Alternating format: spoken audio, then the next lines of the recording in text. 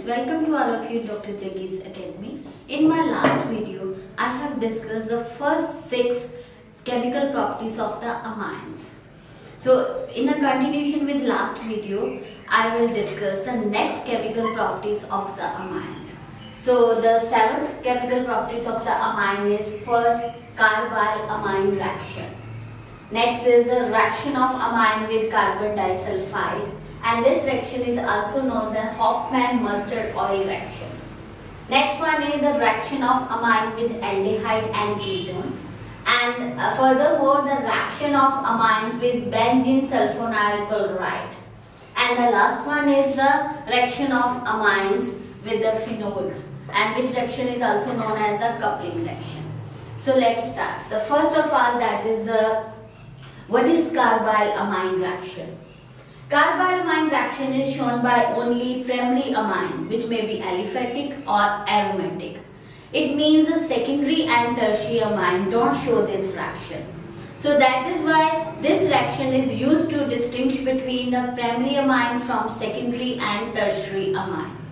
So what is this reaction? So in this reaction, the primary amine may be aliphatic or aromatic. They are react with chloroform in the presence of alcoholic KOH. So in this reaction, that is the amine group is converted into a carbyl amine group, which is also known as isocyanide group. So since there is a formation of carbyl amine product or isocyanide product, so that is why this reaction is known as carbyl amine reaction. So that is why it is also known as this is a isocyanide test or isocyanide reaction, because this reaction is used to distinguish between primary amine from secondary and tertiary amine. So what this reaction I am taking to explain it, I am taking the example of that is a methyl amine, which is example of aliphatic primary amine. When reacts with the chloroform CH3L3 in the presence of alcoholic KOH. So in this reaction, the 3 potassium ion from KOH and 3 Cl chloride ion from chloroform, they are combined to form a 3 KCl. Furthermore, that is 3 hydrogen from KOH, 1 hydrogen from chloroform and 2 hydrogen from amine, means total 6 hydrogen atom combined with the 3 oxygen atom to form 3 molecule of water. So this is also removed in the form of water. The remaining part is CH3NC. So this is the formation of methyl carbyl amine, or which is also known as methyl isocyanide. So this is methyl isocyanide along with KCl and water. Similarly, this reaction is also shown by primary aromatic amine, which is also known as aniline. So when the aniline reacts with the chloroform in the presence of alcoholic KOH, again this is a potassium chloride, so release of KCl with 3 molecule of water, and the remaining is this one is we get phenyl isocyanide. Since there is a formation of carbyl amine or isocyanide as a product, so that is why this reaction is known as carbyl amine reaction. So what is the mechanism of this reaction? In this reaction we have a OH from KOH. They abstract the H positive from a chloroform, resulting there is a shifting of carbon hydrogen sigma electron toward carbon. So when it abstracts the H positive, there is a formation of water along with the formation of trichlorocarbon ion. And this trichlorocarbon ion, they remove the Cl negative. As a result, there is a formation of CCl 2 after the removal of Cl negative. So this is known as dichlorocarbene, CCl2. So this dichlorocarbene in the next step, they reacts with the amine, maybe aromatic or maybe aliphatic primary amine. So as it is clearly seen that there is a presence of lone pair on the nitrogen, so that is why it acts as a nucleophile. Whereas CCl2 dichlorocarbene, which is produced in a first step, there is a presence of only 6 electrons around the carbon. It means it acts as an electron deficient site. So that is why it acts as a electrophile. So this nucleophile, their attack on a electrophile means positive sites, the electron deficient site center. So when it attacks, there is a formation of positive charge on this carbon. So due to a gaining of electron, this carbon acquires a negative charge. Again, due to presence, this nitrogen acquires positive charge. So that is why it has tendency to accept the nitrogen-hydrogen sigma electron toward itself. And this H positive, there goes toward the C negative. So there is a formation of R and H. This is single bond. C, this hydrogen there goes toward the carbon. So there is a formation of carbon hydrogen sigma bond along with the 2 chlorine Cl chlorine bond. Again, in this case, that is a carbon chlorine. The chlorine is more electron withdrawing in nature, so it withdraw the electron toward itself. As a result, there is a shifting of this lone pair of electron toward the nitrogen carbon sigma electron. As a result, so with the release of Cl negative, there is a formation of nitrogen carbon double bond, and since the nitrogen lose electrons, so nitrogen acquires a positive charge. Again, due to presence of positive charge on nitrogen, nitrogen accept the nitrogen hydrogen sigma electron toward itself. As a result, there is a release of H positive. So when it abstract, then this positive charge get neutralized.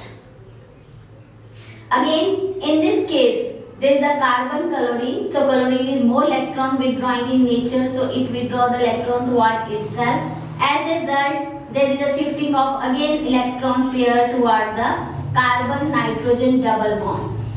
So due to a migration of this lone pair electron toward this bond, there is a formation of carbon nitrogen triple bond with the production of positive charge on the nitrogen. Again, there is a presence of OH from the KOH. So OH again abstract the H positive and this sigma electron toward the carbon. So there is a formation of negative charge on the carbon and positive charge on the nitrogen, and nitrogen and carbon, they are bonded by the triple bond. So this compound is known as alkyl isocyanide. So this is the mechanism of this carbyl amine reaction. So in this reaction is a primary amine, may be aliphatic or aromatic. They are combined with chloroform in the presence of alcoholic KOH. Then there is a formation of isocyanide or carbyl amine reaction.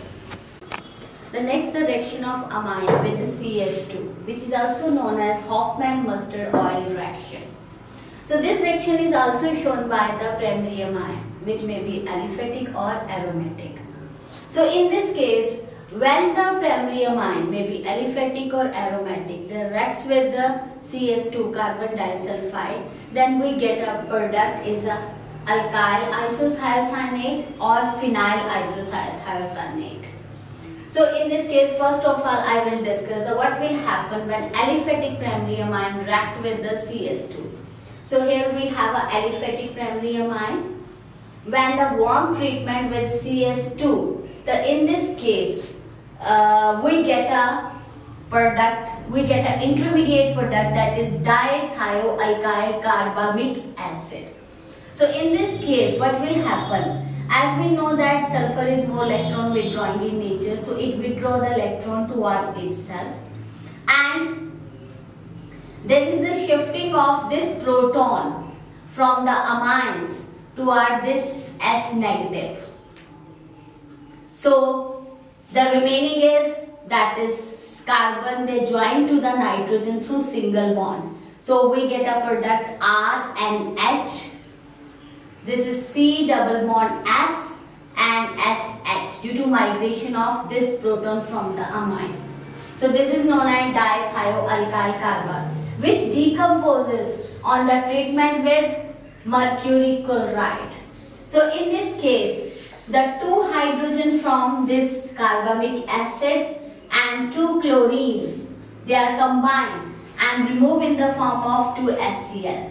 Whereas this sulfur, they are combined with the mercury to form a mercuric sulfide. And the remaining is Rn. This is a double bond, C double bond S. So this is a alkyl isothiocyanate. This is the main product in this reaction, which is known as Hofmann mustard oil reaction. Aromatic amine, that is aniline, may also react with carbon disulfide. And in this case, we also get the same product, that is phenyl isothiocyanate. But this amine or aniline, they are react with CS2 in different manner. This reaction is carried out in the presence of solid KOH. So let's see, in the case I am taking the example of aniline. We have a 2 molecule of aniline that reacts with this carbon disulfide in the presence of solid KOH, potassium hydroxide. So in this case, so we get, there is a elimination of 2 hydrogen from the 2 amine and 1 sulfur from the carbon disulfide.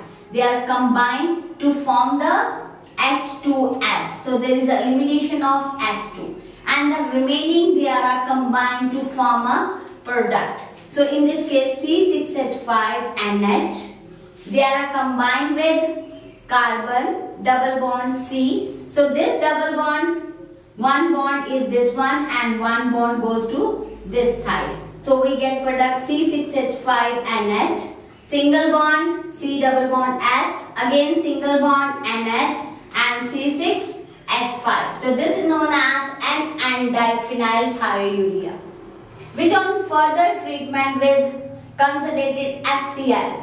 So in this case, this amine, they are combined with HCl to form a C6H5 NH. Again H is also shift toward this side. C6H5 NH3 positive plus Cl negative. This is ammonium chloride salt.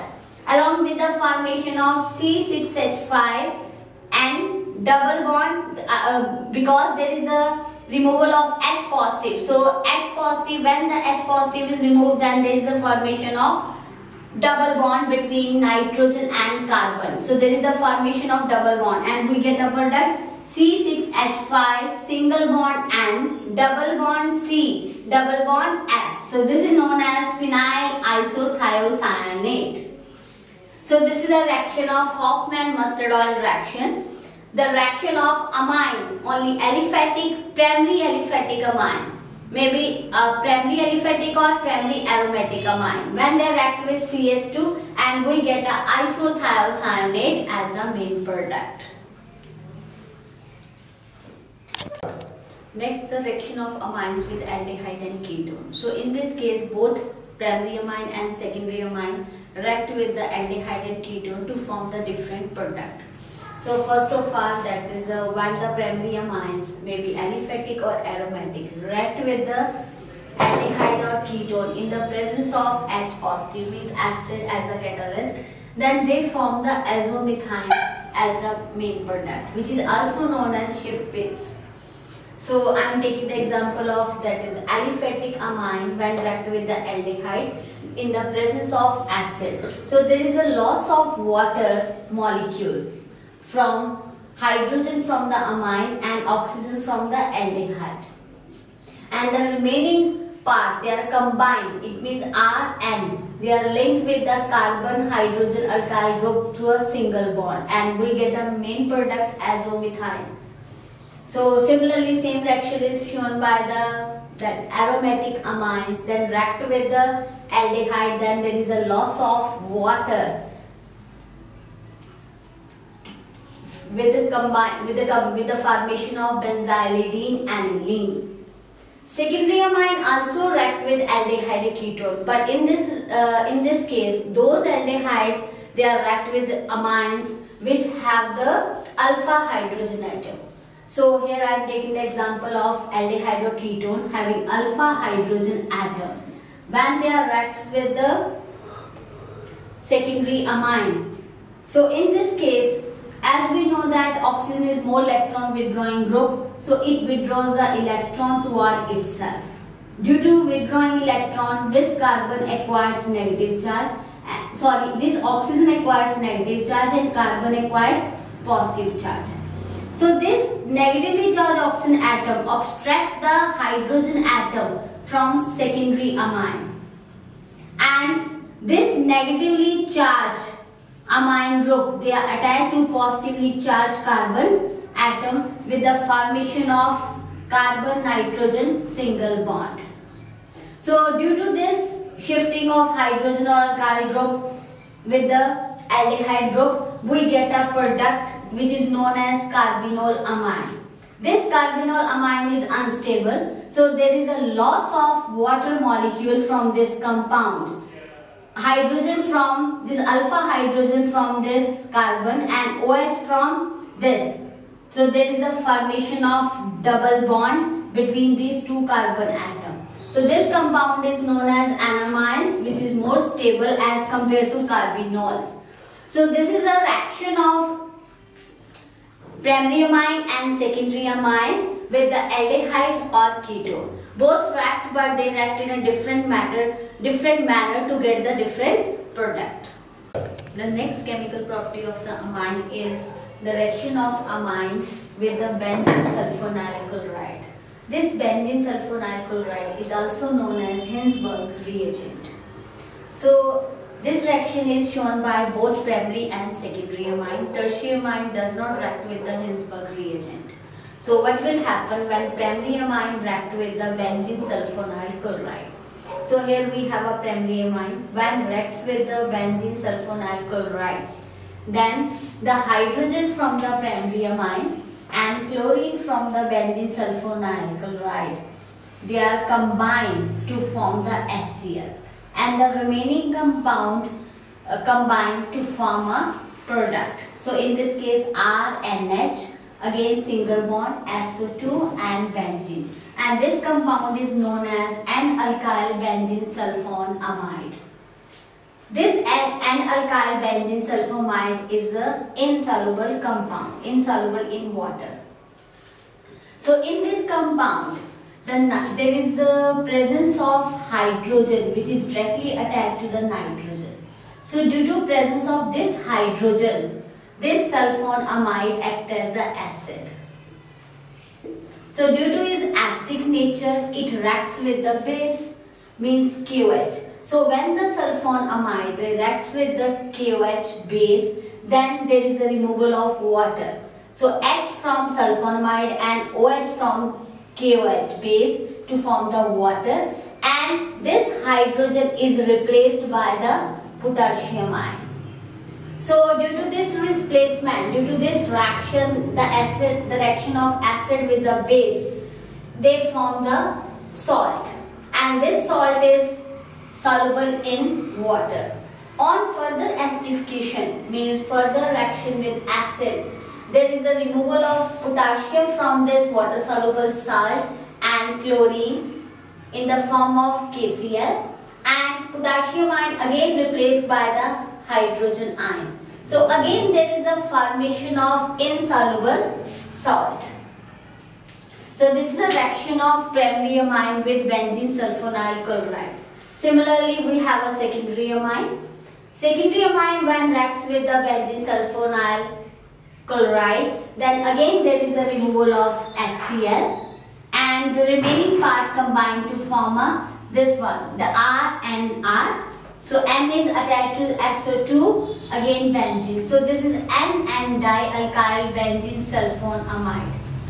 So this sulfonamide does not show acidic nature due to absence of hydrogen atom in this compound.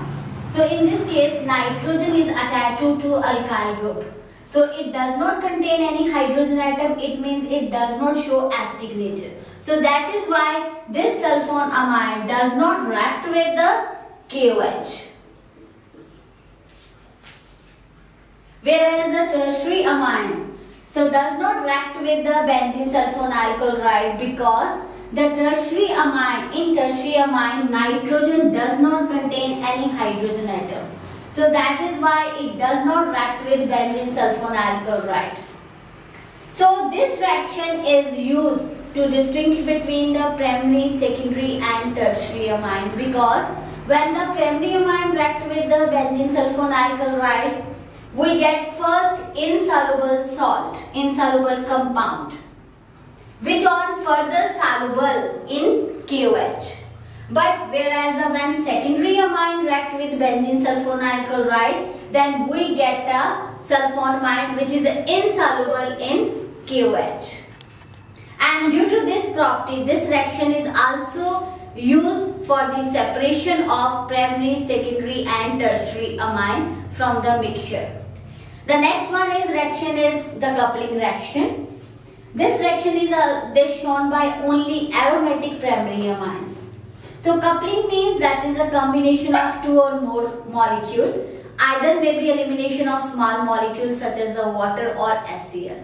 So here I am taking the two reagents. Number one is benzene diazonium chloride and second one is aniline, which is the aromatic primary amine. So when the aniline reacts with the benzene diazonium chloride, then there is an elimination of HCl, that chlorine from the benzene diazonium chloride and hydrogen from the benzene. And the remaining compound, they are combined to form this product, which is known as para-aminoazobenzene. And this para-aminoazobenzene is a yellow dye. So this coupling reaction is used for the distinction between aromatic primary amine from the aliphatic amine, because this reaction is only shown by the aromatic primary amine. So when the aromatic primary amine react with diazonium chloride, then it forms a yellow dye, and this test is also known as diazo or azo dye test. This is also known as azo dye test, due to the formation of azo dye during this coupling reaction. So thank you. So these are the chemical properties of the amines, and the amines react with different substances to form the different product, and these reactions is also used for distinction between primary, secondary and tertiary amines. Thank you.